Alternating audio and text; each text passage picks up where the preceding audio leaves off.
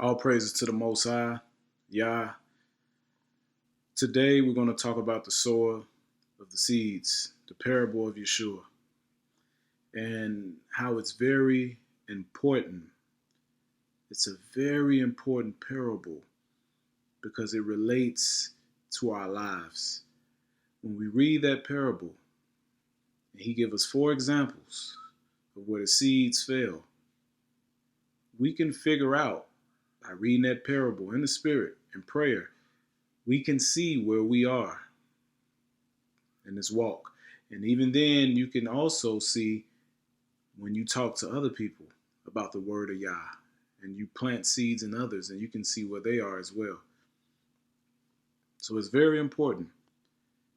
So Father Yah, I pray in Yahushua Mashiach's name that you send your set apart spirit to guide us and teach us. And Jeremiah chapter 4, verse 1 through 4, we see it says, "If thou wilt return, O Israel, say Yah, return unto me. And if thou wilt put away thine abominations out of my sight, then shalt thou not remove. And thou shalt swear, Yah liveth, in truth, in judgment, in righteousness. And the nations shall bless themselves in him, and in him shall they glory. For thus say Yah to the men of Judah and Jerusalem, break up your fallow ground, and sow not among the thorns." So anybody that's familiar with the parable of the sower of the seeds can already see where it's heading. All right, and we're going to get to that. But he said, break up your fallow ground and sow not among the thorns. He's telling them this is a spiritual thing that he's telling them. Because the men of Judah was distracted with wealth, money, strange women, partying, pleasure, banqueting. They were distracted with these things, right? And all sorts of other things, right? Circumcise yourselves to Yah, and take away the foreskins of your heart. Humble yourself, you men of Judah and inhabitants of Jerusalem, lest my fury come forth like fire and burn, that none can quench it because of the evil of your doings. Okay, so now let's go to Luke chapter 8, and we're going to read verses 4 through 9. Luke chapter 8, verses 4 through 9. This is Luke chapter 8, verse 4 through 9. And when much people were gathered together and were come to him out of every city, he spake by a parable. A sower went out to sow his seed, and as he sowed, some fell by the wayside, and it was trodden down, and the fowls, which are the birds of the air, devoured it. And some fell upon a rock, and as soon as it was sprung up, it withered away, because it lacked moisture. And some fell among thorns, and the thorns sprang up with it and choked it. And others fell on good ground, and sprang up and bare fruit an hundredfold. And when he had said these things, he cried, He that hath ears to hear, let him hear. And his disciples asked him, saying, What might this parable be? So we're going to go to do verse 10 to 18. And he said, Unto you it is given to know the mysteries of the kingdom of Elohim, but to others in parables, that seeing they might not see, and hearing they might not understand. See, because the people, in order for them to understand what the parable is saying, they had to genuinely want to seek the Most High and believe in the Messiah. This is why he said they may see, they may not see, they might not understand. Because many were hearing it, but they wasn't hearing it. And they can see, but they wasn't seeing it. The only way that you can truly hear and truly see, you have to humble yourself and believe in the Messiah and obey Yah. Okay? And that's what the disciples were doing. So verse 11, he says, now the parable is this. The seed is the word of Elohim.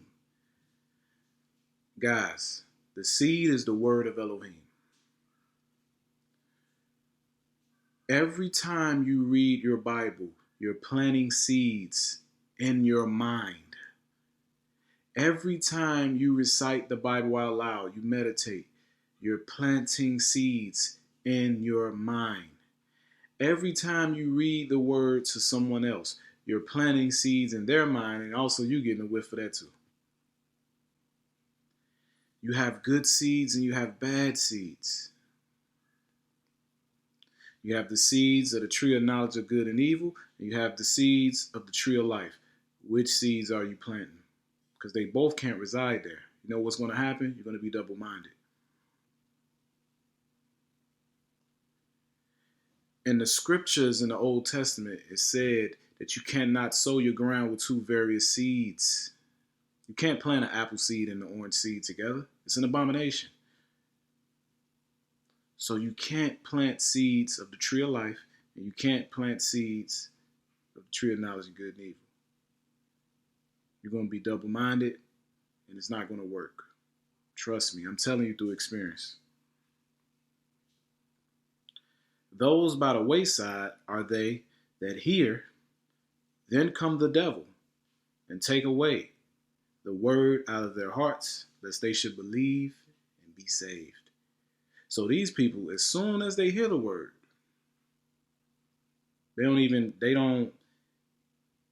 as soon as they hear the word, Satan comes and take it out their heart. For whatever reason, they may not believe. They just say, hey, I don't want to hear that. Many of you guys probably went and tried to read the scriptures to family, friends, and strangers. And people just said, nah, I'm not interested. And when you read it to them, they just didn't believe it. Okay? Now look at this. Verse 13, it says, they on a rock are they, which when they hear, receive the word with joy. And these have no root, which for a while believe, and in time of temptation, they fall away. This one right here is a person that when they hear the word of the kingdom, they believe it. They actually receive the word with joy, and they believe it, but only for a short amount of time do they believe. And they may believe for maybe 6 months, a year, 2 years, and then next thing you know, they're not even in the walk no more. You know why? Because they wasn't rooted.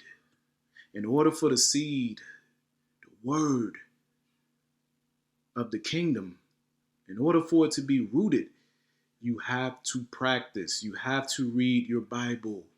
You have to pray. You have to meditate. Fast if you have to. You have to do these things. If you don't do it, you're not going to be rooted. If you go out every day and you go to work, you watch TV, whatever you may do, I don't know. You do all these things, but you never read your Bible, but you believe. You're not going to be rooted. So when a time of temptation occurs, you're not going to understand the word. I have seen this firsthand. It may be a situation, a person may be tempted to sin, or it may be a person that was just going through a trial. I've seen people go through trials and they didn't understand why they was going through the trial because they wasn't reading their word. Yes, you're supposed to hear from a teacher like I'm telling you about the word now, but you have to go home and read your word on your own. How else would you know if someone is deceiving you? How else would you know whatever you're going through? You won't have no understanding. And some people just said, man, you know what? This is too much for me. Maybe this ain't the thing for me to do. And they just leave the word altogether because they wasn't rooted. It's very important. You have to be rooted. Once you plant them seeds, once that word, the seed of the kingdom is planted, you gotta keep tending to it so it can get rooted. If you plant a seed into the dirt and you ain't doing nothing for it, you're not watering it, you're not doing anything for it, it's not going to get rooted. A seed, when it goes in the dirt, it has to get rooted first, and then you will begin to bear fruit. See, the word has to get rooted in you and grow within your mind, get through your heart, through your belly. Then you will see some fruit if you keep tending to it. But a lot of people, they hear the word and they don't do nothing with it. They go home, they don't read, they don't pray. If they got righteous people to fellowship with, they don't do that. They don't do anything. So they're not rooted. We got to be mindful of this. Look at this. Verse 14. It says, and that which fell among the thorns are they, which when they have heard, go forth, and are choked with cares and riches and pleasures of this life, and bring no fruit to perfection. Majority of the people fall in this category, including me. I fell in this category. And I had to be honest with myself. And I said, man, I'm the seed that fell among the thorns. I was bearing fruit, but not to perfection. Why? Because I was distracted with pleasure. I wanted to watch TV and play the video game more than do the things that I was supposed to do when I first got in the walk. I was distracted, and then I got rid of the video games and things, but I was distracted with, my career, starting businesses and doing all these different things. I was distracted, and what ended up happening, I put the word to the side. I put Yah's purpose to the side. I didn't knowingly do it. It naturally happened because I was too concerned with my own thing, business, money, the cares of the world. I was too concerned with those things. So since I was too concerned with those things, Yah's purpose and his work naturally got put to the side. That's the seed that fell among the thorns. And it says that the seed that fell among the thorns, this person believes. They even bear fruit. Let me give y'all an example. Anybody that plants seeds or got a garden or farm knows this. I planted some watermelons, right? I said, man, I want some watermelons. I planted watermelon seed. The seed rooted. I tended to the seed. I took care of it, right? And I started to see watermelon. I was consistently plucking out the weeds and the things that was growing. But you know what happened? I got too caught up with work and different things. And it was like my mind just kind of slipped away from those watermelons, right? And those watermelons it was fruit. The watermelons was about the size of like maybe a baseball. So they were growing, right? But it didn't grow to perfection. Perfection, meaning it wasn't ripe where I can enjoy the fruit. Because I let all them thorns and thistles grow with the fruit. Them thorns and thistles is the distractions in our lives. We're letting the fruit that we're bearing grow along with thorns and thistles. You know what happened with the watermelon? It eventually just died. It was never able to become ripe where I can actually eat it. It just grew to a certain size, but the thorns and thistles choked it. And the watermelon, once it got to maybe the size of a cantaloupe, it just fell off and it just died. This is what happens when we become distracted with the things of the world. It may be things necessarily, may not even be things that it's like a sin, something you're doing bad. But you just putting more emphasis on your job or more emphasis on, you always want to go out. I was that type of person. I always want to go out to eat and do this and do that with my family. No, he said you have to forsake your family. You even have to forsake your wife, your children. You got to do these things. That don't mean you just toss them to the side, but those times will come when you in this walk. Plenty of times they will come where you have to say, you know what? I can't go out. I got to do this work. I can't go and sit in the front with the family and do this and do that. I got to get to this. I got to go out here and do this and do that. You cannot put Yah's work on the back burner, or else it would be the seed that fell among the thorns. And it said that the thorns and thistles choked it. Choke means strangle. When you look up the translation, it actually strangles the word of Elohim. And when the seed gets strangled, it dies. No fruit is bared. No fruit to perfection. Verse 15. But that on the good ground are they. The ground is your heart, your mind. Okay?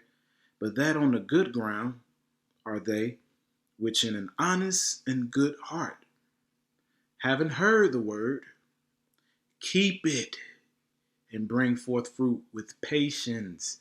Now look, it said keep it. Now I kept reading it. I said keep it. And I just was like, okay, well, he's saying you got to keep the word. You got to do it. But it goes deeper than that. We just read that the birds and different things, thorns and thistles, come and take over the seed and kill it.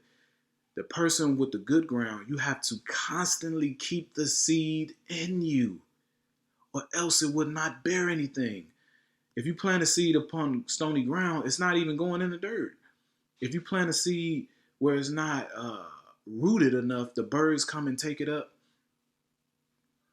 right? Or a seed that fell among thorns and thistles, it gets choked, and the seed can't fully mature. The fruit can't do what it need to do.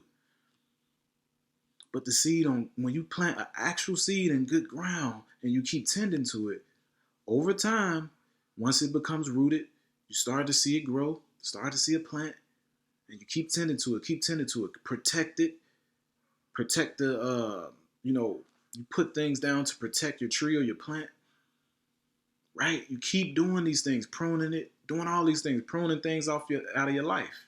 You keep doing these things, and eventually you will see fruit. The word alone will bear fruit.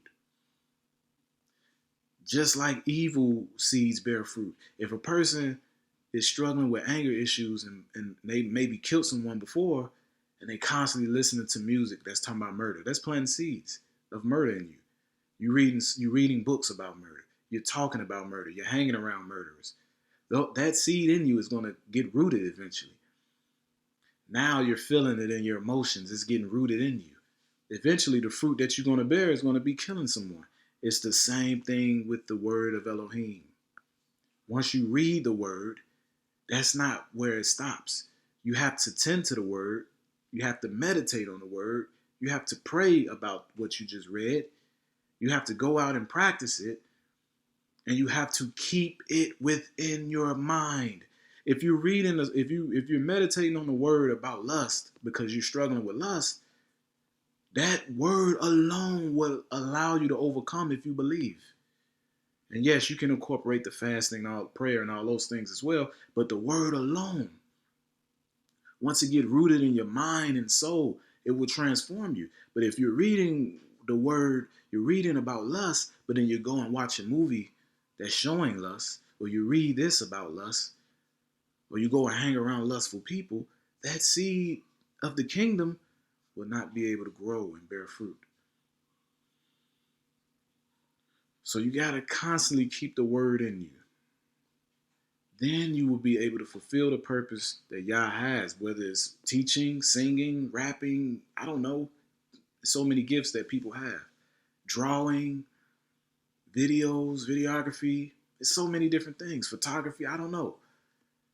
Preaching. The word alone will transform us, our minds, renew our minds. But notice he says, and bring forth fruit with patience. You got to be patient. You read the word, you may read scriptures about healing or overcoming or being delivered from lust or, prosperity, whatever, right? Something with your finances, something you want to find out Yah's purpose. You want to get better at this. You want to get better at that. You want to overcome this. You have to constantly read scriptures that relates to that. That's why it's in here. But you have to keep it in you. You cannot let the things of the world, the distractions of the world, and people and various other things kill the seed of Elohim, which is the word. Verse 16, he says, no man, when he have lighted a candle, cover it with a vessel. Why is he going on to this? Because he's saying that many of the people in this category, they begin to cover their light because the seed fell in the wrong place. So since the seed fell in the wrong place and that person allowed the seed to die, they end up covering their light. But the seed that fell on good ground is not covering their light. They're being fruitful. When he have lighted a candle, cover it with a vessel, or put it under a bed, but set it on a candlestick, that they which enter in may see the light. For nothing is secret that shall not be made manifest. Those gifts and talents that you have, they have to be made manifest. The world has to see it.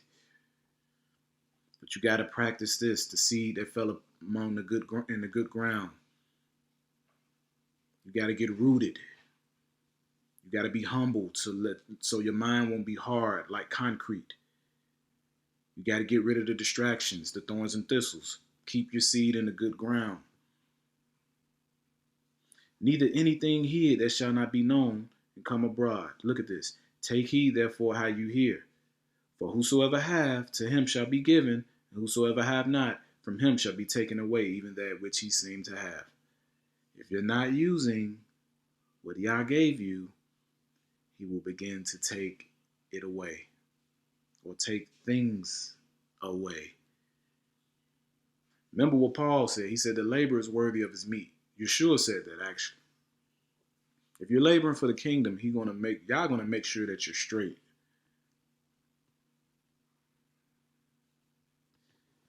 Let's go to John chapter 15, verses 1 through 3. Yeshua says, I am the true vine, and my Father is the husbandman. Every branch in me that beareth not fruit, he taketh away. And every branch that beareth fruit, he purgeth, that it may bring forth more fruit. Now look what he says. Now you are clean through the word, which I have spoken unto you. He just said it right there. We are clean through the word.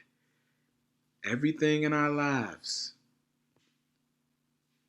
from how we feel about ourselves, to how we perceive life, to the things that we strive to do when we were in the world, or people that's still in the world,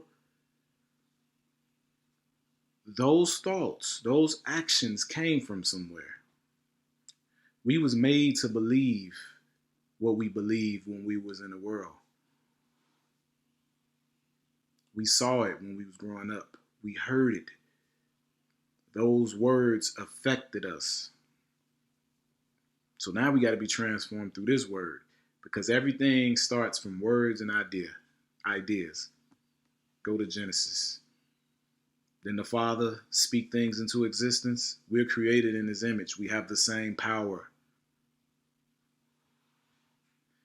Verse 7, he says, if you abide in me and my words abide in you, you shall ask what you will, and it shall be done unto you. You hear that? If you abide in me and my words abide in you, you got to keep the words in you, though. Reading right here, it doesn't stop right here. When this video is over with, what are you going to do later on? I'm not saying you're supposed to sit in the mountains and just do nothing. But you got to protect your mind. You got to guard the commandments. You got to keep it in your heart. We know Yah will give you discernment of things that, that come around and snatch the word up out of you. We're going to go to 1 John chapter 3. We're going to read verses 4 through 6. Look what he says. Whosoever committeth sin transgresseth also the law, for sin is the transgression of the law. All right, we're in 1 John chapter 3. I'm going to repeat that again because I know it's 1st, 2nd, and 3rd, okay? So now we're at verse 5. And ye know that he was manifested to take away our sins, and in him no sin. is no sin. Whosoever abide in him sinneth not. He just said it again. What John is saying, Yeshua just said. If you abide in him, you sin not. How do you abide in him? You got to keep his words in you and do what he say.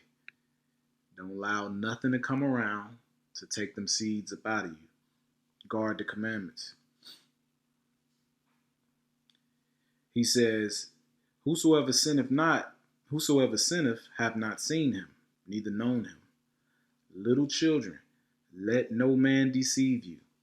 He that doeth righteousness is righteous, even as he is righteous. He that committeth sin is of the devil, for the devil sinneth from the beginning. For this purpose the Son of Elohim was manifested, that he might destroy the works of the devil. Whosoever is born of Elohim do not commit sin. Why? Look what it says. For his seed, I repeat, for his seed remaineth in him, and he cannot sin because he is born of Elohim. So here we see right here. He said, whosoever is born of Elohim do not commit sin, for his seed remaineth in him. Now we just read in Luke chapter 8, the parable of the sower of the seeds. What is the seed?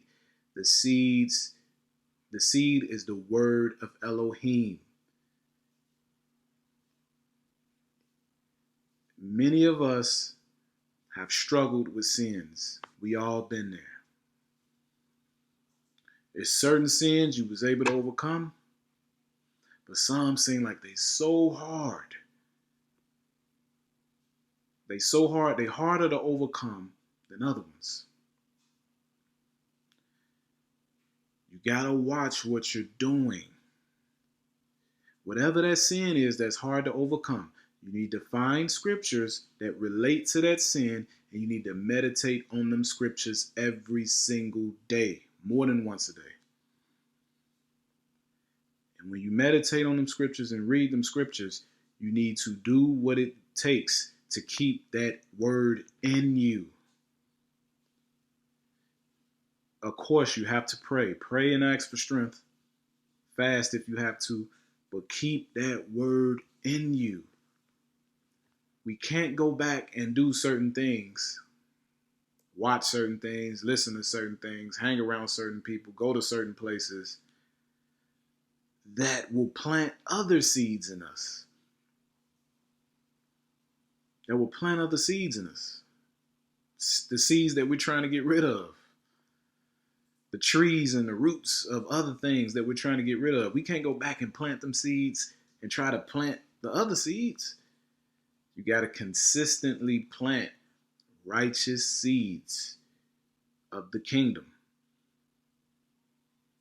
And then you got to nurture the seed. You got to tend to the seed. You got to water the seed. Prayer, meditation of that seed, which is the word. Acting and living out that seed, fruit.